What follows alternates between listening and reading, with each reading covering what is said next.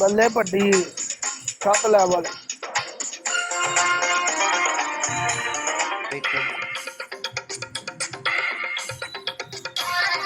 ਬੜੀ ਧੁੱਪ ਨਿਕਲੀ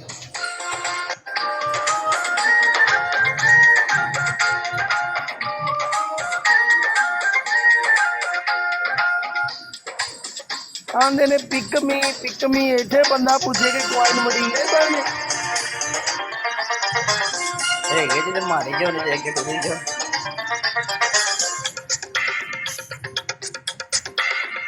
ਪਹਿਲੇ ਟੀਮਾਂ ਜੁਆਇਨ ਕਰਾ ਕਾਸਮ ਨੇ ਕੋਈ ਟੀਮ ਜੁਆਇਨ ਕਰਾ ਇਹਨਾਂ ਜਿਹੜੇ ਬਈ ਉੱਤੇ ਆਇਆ ਟੀਮ ਜੁਆਇਨ ਕਰਦਾ ਰਹੇ ਰਿਕੁਐਸਟ ਪਾ ਦੇ ਚੁੱਕ ਲਾ ਕੇ ਆਤੇ